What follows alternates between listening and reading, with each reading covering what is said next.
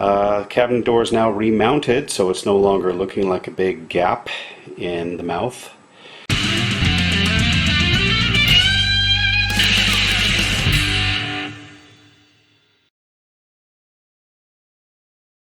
Okay, after a battery swap, we're back on this. What we're going to do is we're going to take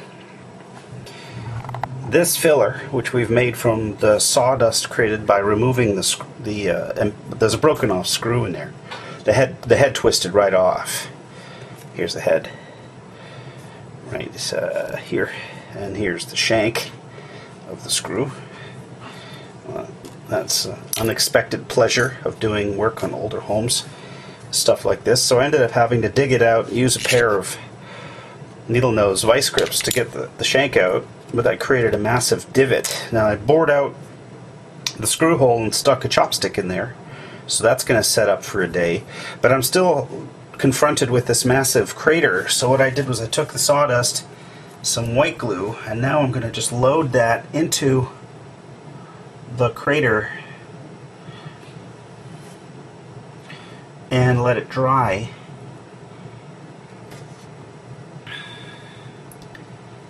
Maybe I should put a little glue in there to kind of get it ready. Do that in the bottom, see how it works.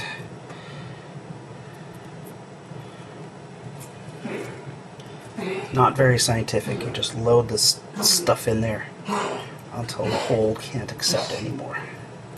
It's going to get sanded down tomorrow. Anyways, so you just load her in there until it's full, until it's over full. Don't worry about how it looks, it'll get sanded down and cut down, all that stuff.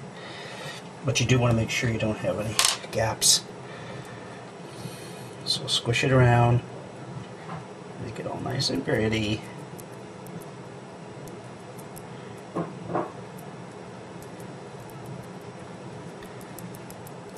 Should probably let it set for, I don't know, 2-3 minutes. And it's going to go underneath the hinge, so don't kill yourself. I'm just doing this because I wanted to show you folks how to do this. Don't forget, it's going underneath this. It's going underneath this plate.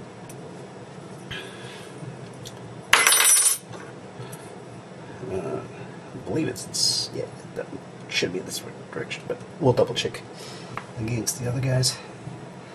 Let's see.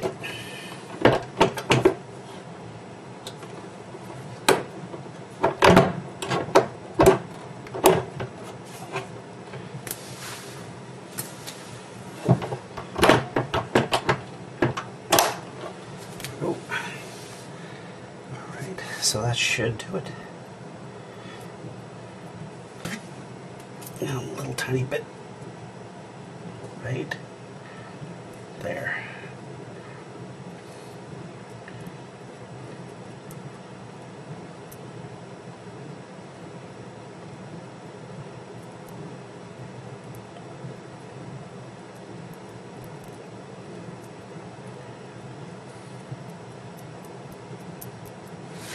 So we're going to let that set up for an evening.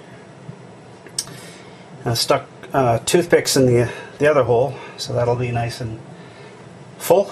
And that means that what we've done is we've basically rebuilt the mounts for the entire door at this point. Signing off for now. See you tomorrow.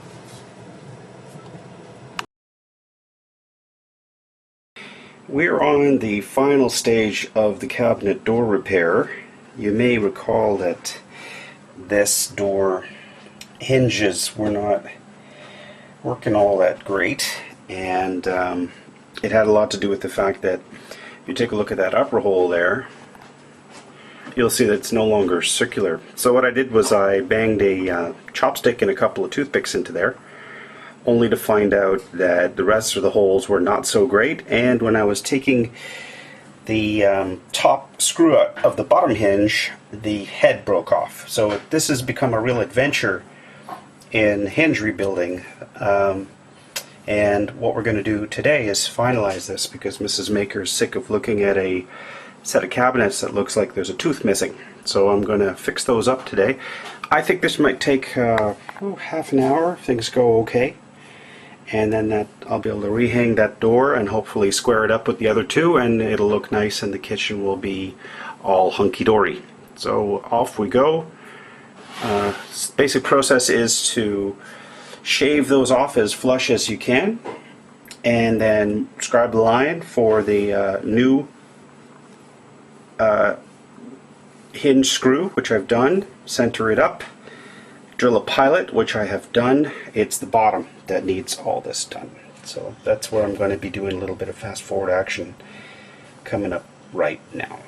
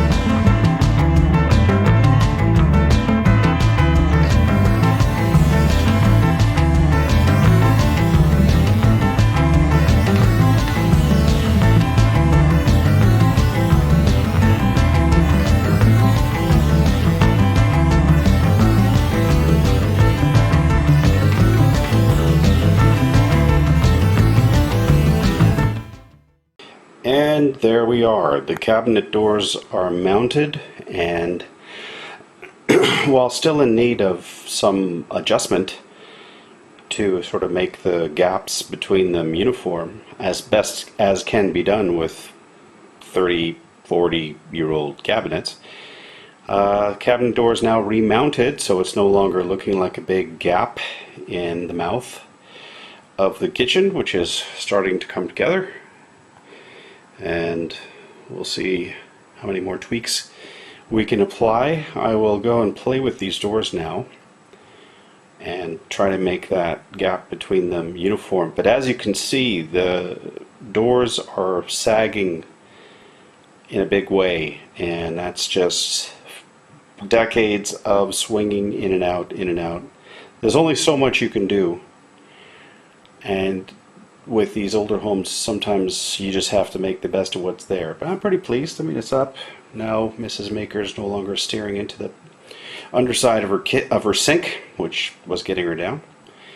And I can check this project off as complete. I'll show you what it looks like on the inside. You have the hinges mounted. Doesn't look like anything happened, right? Just looks like they're mounted okay. There's quite a bit of play in these hinges, which I think is just a consequence of them having not been made out of the best materials in the first place and getting old. So there's, like I said, there's only so much you can do with these, but they're okay. It's serviceable. And now we can close the door. A little stiff, needs some lube.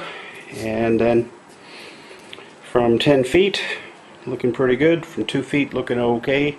From 6 inches, well, 6 inches is in a house of this age is always a bit of a disappointment. But I'd say that this is alright. Now, next thing to do, of course, is clean them up a little bit. They've got some, looks like they got a little bit of stuff on them.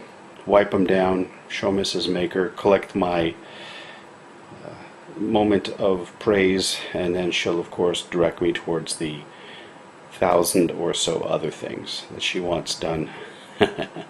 Never a dull moment over in the Maker house. So, Bamboo House coming together, and I have to say that this is another one for the history books. What more can I say other than that's it for now. Take care, and always remember, keep making. I hope you liked this video. If you did, please consider subscribing, giving me a like, and leaving me a comment. I really enjoy making these videos, and I want to know from you how I can make them better. The whole point of these videos is to demonstrate that if I can do something, you can do it too. Well, that's it for now. So long, and remember, keep making.